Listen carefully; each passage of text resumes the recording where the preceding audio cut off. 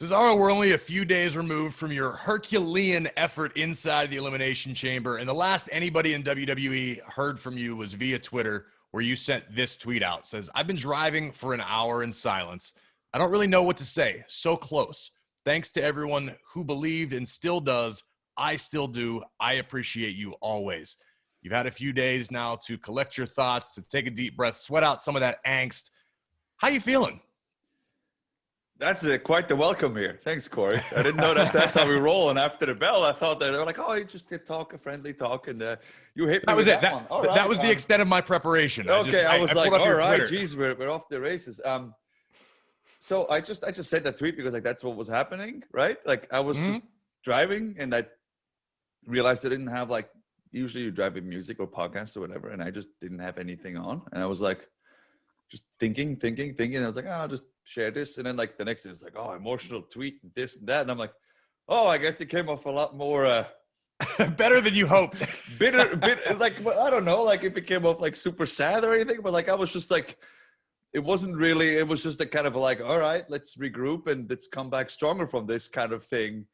I wasn't like, just how you felt in the moment, man. Exactly. Yeah, I just how I felt. And like, I'm glad that resonated with people. Look at me busting out the big words, because I feel like it was just how I felt, and I wanted to share it. And yeah, I feel great. I mean, next morning I went and worked out, and I was like, all right, back to the grind. It's gonna be Friday soon again. So getting to be yourself and sort of wear your heart on your sleeve is something we've been able to see a little more of recently from Cesaro. Why now? Why after all these years are we finally getting to see what us in the locker room have known for years? Is it?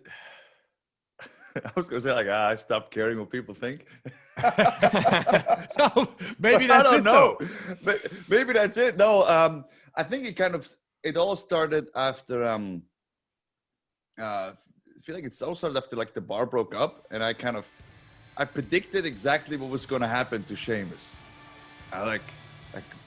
It wasn't just a Herculean, it was a prophetic task that I did back then. It was like, I kind of told him exactly where we're going to end up in a year. And he was kind of like, no, that's not what's going to happen. You'll do great and stuff. And I'm like, no, just watch.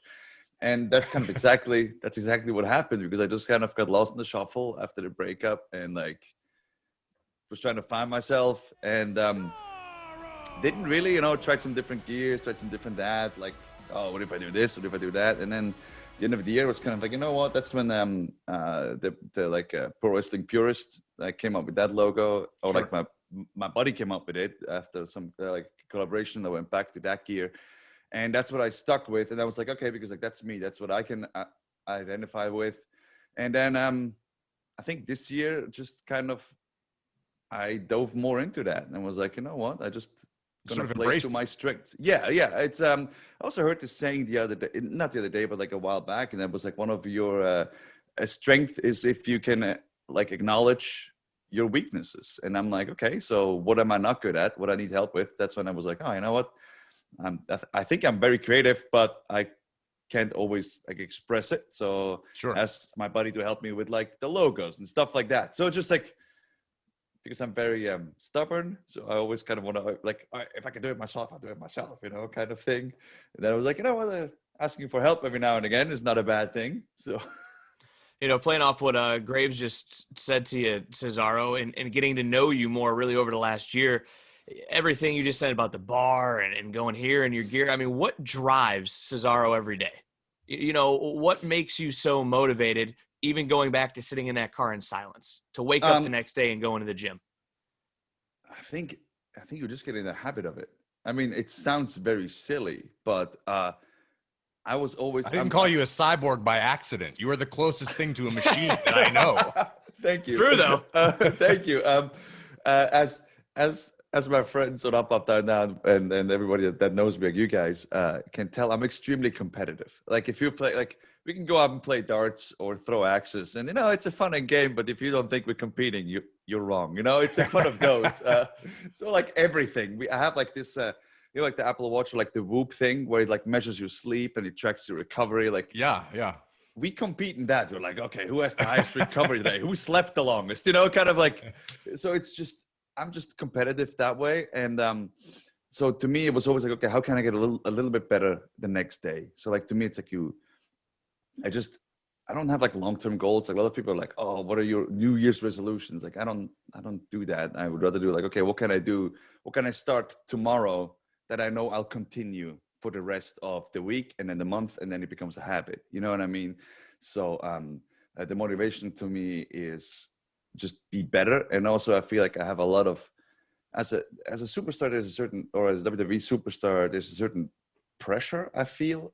And I don't mean that pressure as in like, oh my God, I feel like under pressure, but I feel there's a lot of people looking up to you. So a responsibility. Yeah, exactly. Okay, that's a much better word. Like you have a certain responsibility of being a role model, because you know that a lot of people may look up to you in how you're handling defeat, how you're handling difficult situations, how you overcome that stuff.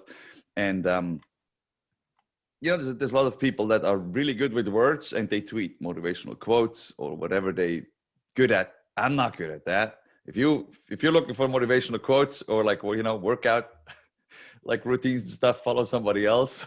We just have to wait for Cesaro to be bored in the car, and then he drops. Exactly. Like what you hear? Catch full episodes of After the Bell on Apple Podcasts. Subscribe now and never miss an episode.